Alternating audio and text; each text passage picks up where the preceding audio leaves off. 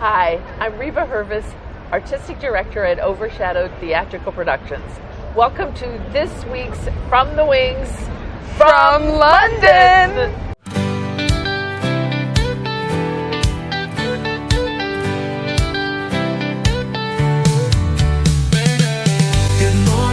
Good morning, starting Tuesday off right. Good morning, get ready to take flight. Good morning, talking about the earth things. Good morning, it's me and me from the wings.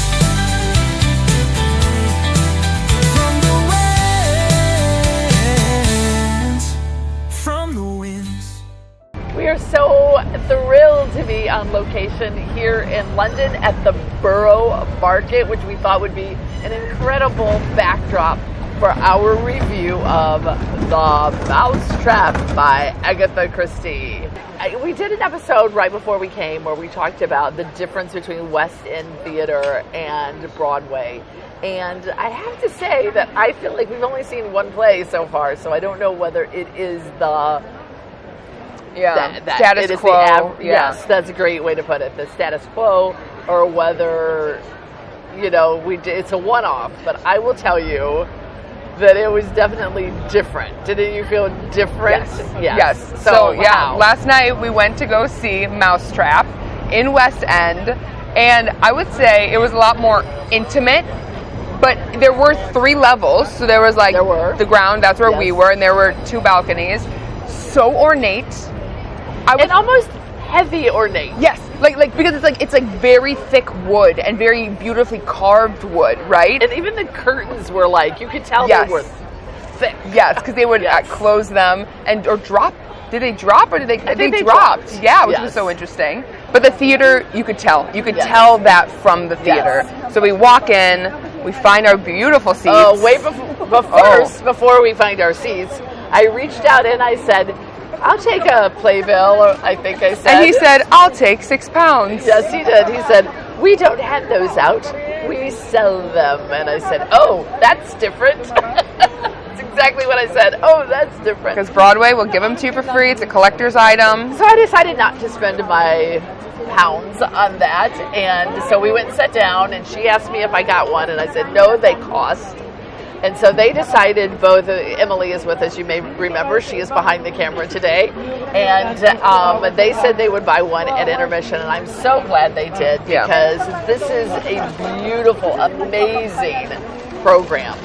But I also understand why they can do this and why they would do this instead of just handing them out. Yeah. You know that you can put pictures and you can put articles and do things in it because you know you're going to order them in bulk and be able to hand them out for the year, the couple year. Yeah, exactly. And it's interesting because in the very beginning it has a little place for a stamp, and it stamps what number production it is. So we went to so amazing. And ours was something crazy. It's 30,152. Yeah. Productions. Yes. It's amazing. To put into that context, we have 4 weekends of Hello Dolly with 15 shows. Yes. Yeah. Versus 72 years of shows. 75 years. 73. You're right. I read that wrong. 73 years of shows. Yes. That's crazy. So, do you know what year it opened? I'm not good at math. 1952. Wow. Do you know what else happened in 1952? What else happened in 1952? Queen Elizabeth took the throne in England. Wow. So I think that's really kind of cool to kind of earmark and say, oh, this is. We've been hearing so many things about Charles Dickens walked here, and this is what the monarch was like at this time, and so much history that way that is kind of interesting that Agatha Christie and Queen Elizabeth in that same, and she did go. They do have photos of the Queen coming to see Mousetrap. Yes, yeah, so cool. What would you know? Okay, obviously Agatha Christie is a very prolific writer and has written, I think, 66 murder books. mysteries. Yes, which is again something that's so interesting to me as a reader and somebody who follows a lot of very contemporary mystery authors. And in our day and age, it would take a lot. Even if you wrote 66 books, it would take a lot to be as well known as an Agatha Christie. Did she write 66 books? I think so. That's like the Bible. Oh, well, I mean, I don't know if it was actually 66. Oh, that's so funny. She's had lots of her novels be made into movies and plays, and this is one that I feel like is probably the most well-known of her plays that have been, her books that have been turned into a play. You can go to almost any high school in the United States and they will have done Mousetrap at some time or another. Which is why it's so amazing that very few people, if you haven't seen it, don't know who did it. It's shocking. It is. Because I had heard of Mousetrap, did not have any idea. Right. And with a murder mystery, that's the plot. You know, like Beauty and the Beast, we all know what happens, but it's a love story. So you assume they're going to end up together or they're not going to end up together. Yeah. But when it's a murder mystery, it's like it could be anyone, and I had no idea. Yeah. But I think it might be because at the very end, they all, after the vows, they all step forward and one of the characters reaches out to the audience and says, now you're part of our family? Do they say family? Something or like you're that. part of the plot. You're part of the plot. So now it is up to you to keep the secret. And I think people do. Yes. I mean, I'm not going to tell anybody. No. Because you feel part of like this like niche community now, even though it's been on for 7 years. They say it brilliantly. They really do. So anyway, we got our programs. We sat down and we leaned back. Oh, she's not kidding. We leaned back. The chairs were different in this theater. They were very close together, so you were knocking knees with your little buddies. And she even mentioned, I feel like I'm leaning back a lot. And we were like 2 rows back from the actual stage. And you were definitely a little more reclined. Yes. The chairs were very comfortable. They were velvety. They might have been a little tighter this Yeah, you were way. definitely knocking knees. Yeah, and you were slightly reclined. And after a really long day in London, maybe that kind of... I know, I sat down and I go, this is not good. I'm already half laying down. And then I'm going to have a really hard time. But then the lights went down. It was the first act, and there were only 2 scenes in the first act. And the whole thing takes place... in one day. In one day and in one location. They had many doors. The set was so intricate. What do you want to say about the set?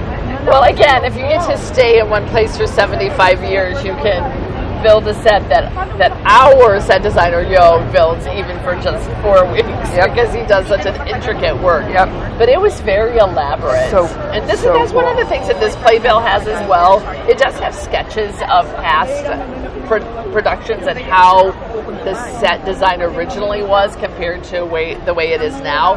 And actually there are a lot of similarities of how the actual, there was a couch here and 2 chairs here and the alcoves were so cool because there was a staircase that went up and it really did look very like dimensional and it was like more original to the way that the set was originally done. I think that the first thing, and this is another thing I said, I keep remembering things I said during the show and we'll tell you why in a minute, but I think when it opened I went, oh my goodness, it's so deep. Yes. Because it's not a wide stage, but when it opens, the stage went back really far. Yes. And I thought, oh, am I going to be distracted by that? Because I'm used to people. I'd like to be intimate. I like people to play forward. And by the way, when the curtain opens, that this is a deep stage and that they are going to use the upstage area a lot. Yes. And even at the back of it, then there's, like you said, a little alcove that went even farther back. Yes, to then go into like the front door, and they had like a side to go into like the dining room. They had another side to go into like a piano room, and they had another alcove that had another door, and then like stairs going upstairs in there. Yeah. I thought the lighting design and the way that they put up the lights in the room and they kept using them. So right when she walked in, she's walking around turning on the lights, calling for the housekeeper, and like it was so cool to see how they utilized that throughout the show. But even turning on the lights to the alcoves and then turning off the lights to the alcoves, it like directed your eyes so well. Because when I think of lighting design, I think of the lights that are shining on the stage, not the lights that are on the stage. So I really liked that. Does that make sense? There's a difference. But not the on the stage. I know, I get it. I get it. Yeah, like lights shining on the stage versus that are like planted on stage, and how like the actors were in control of it versus normally it's the tech booth that's in control of it. So they'd almost like made me in so much more into the show because it wasn't like, oh, someone random just turned on the light. It was, oh, I saw her turn on the light. So I was like more, I don't know, enveloped in it. I loved actually the sound design is what I enjoyed because from the very beginning they had a soundtrack of music playing this originally started as a radio drama, and it was called Three Blind Mice. And when you go see it, you will understand why, because the nursery rhyme Three Blind Mice very is prominent in the story. And so they played the Three Blind Mice before it even started. That's so funny. I didn't even recognize that. You did it? I was just so enveloped in the moment. Oh, that is so interesting. So then, as time goes on, the things that they do with the wind blowing or somebody playing the piano off stage or things, I just felt like it was so well done. And it kept you in the moment. The radio that they played and the static and all of that just really helped keep me in the moment. And nothing was overdone. And I would say, like, really and with the wind, there was this a couple parts where they used this window where they opened it, and the way that they had the window moving around, because it's set in a snowstorm, was so realistic, and the way that the sound would turn on right away when the window would open, and the sound would turn off right away when the window was closed. It was believable. Like, everything was very not overdone, but like perfectly done. And what did you think about, because the costumes are very appropriate, I felt like, for what it should have been. There's a key plot line where they talk about the fact there's been a murder in town and the suspect is wearing, and they describe dark it. coat, light scarf, and a hat. the pigeon. And so then every character proceeds to walk in with these dark coat, light scarf, and it was funny. And it's I didn't know it was supposed to be a slight comedy, and I enjoyed that. Like, because sometimes when it's like, you know, a murder mystery, you're like, but like there was moments of just like that you could laugh. And the audience did. They enjoyed it. I think. But like I loved them. I really did. Did you think it was interesting that there was no standing ovation at the end? No, because I didn't think they were even gonna laugh. Like, the way that we like thought that British like theater was gonna be different, I'm like, they're not gonna even clap. You know what I mean? But they did. They clapped, and they didn't even turn around and glare at Rebecca when she hooped. No, I hooped because I heard I waited for someone else to hoop and holler, and then I hoop and hollered. But it didn't even look like the because we were very close to the actors. It didn't look like, I think they would have been shocked if we would have had a standing ovation. I think we would have looked like fools if we stood up, for sure. Like, they would have been, but I think they deserved it. I think they deserved a standing ovation. I mean, of all the things that I've seen in New York and other places that I've stood up for because I wanted to be able to see the curtain call, I've stood up for less. I should have stood up for that. But they don't want it. I don't think they want it. They want a very, they wanted that. Yes. That is more respectful to them, which is really great. But truly, if you're in West End and you're thinking about it, I would say highly recommend going to see Mousetrap. Something very funny that happened to us that we didn't expect was, if you go after the ice cream. There was ice cream at intermission. There was. Very happy. Exciting. We did not eat it. We're saving it for Hercules tonight. But there was ice cream, and we were very happy to see it. And there was ice cream. But one thing that we mentioned was they take theater very seriously, and they might shush you. And I wasn't hooping and hollering. We weren't doing too much. After the first act, curtain went down, and a young girl in front of us turned to Reba, said, like, very politely to a little British, like, if you don't mind, could you not talk? Could you not speak? And Reba was like, oh, we didn't say anything. Because we were really trying hard not to say anything. Okay, so we said like three things. Emily asked me for gum because we were having a hard time staying awake because we'd been up all night the night before. So that, and then I think I went, oh, that was a great scream. Like, because the end of that first act ends with a scream, and I said, oh, that was a great scream. And then I gave my prediction. I whispered in her ear, like, I think it's this person. I mean, seriously, so soft. It wasn't like we were having a conversation. No, it was very, very quiet, and we thought it was so funny because we didn't expect that. We thought maybe like clapping, and it was funny because then Act 2 starts, and the woman next to us says something, and Reba reaches out like she's gonna tap the girl on her shoulder and be like, tell her to be quiet, kind of thing. And I grabbed her hand, but she wasn't actually going to do it. But I think that was surprising. Where they take it very seriously. It's do not open your lips. And then I was like, well, then can I go, kind of thing, like, can I react? And there were other people reacting, so it's interesting. Where there's no talking, do not talk, don't say anything. Which definitely nobody answering their cell phones there. Oh my word! I feel like you'd be like crucified. They probably cart me out. Which was very different in a way that I enjoyed from Chicago Broadway, because we went to go see Beauty and the Beast, and there were people just standing up leaving to go to the restroom, and not like a excuse me stand up, like just a stand up and like left. And so that is not okay Yep. here. Like even there was one man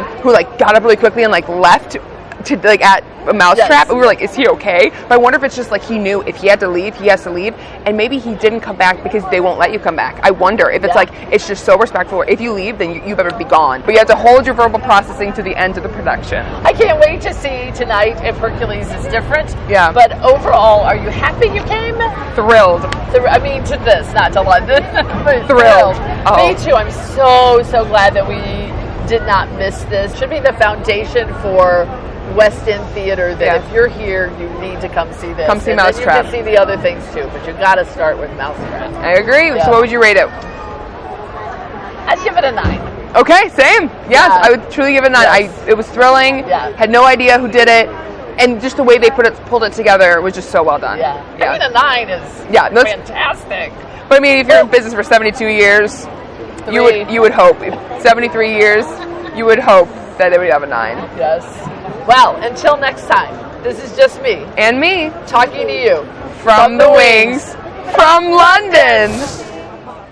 There was a fly in your mouth. because Was it in there? I drink and I was like, what is that? I know. And I went like this, and I thought it was a fly. But I think I'm gonna like gag. Oh, I've never done it before.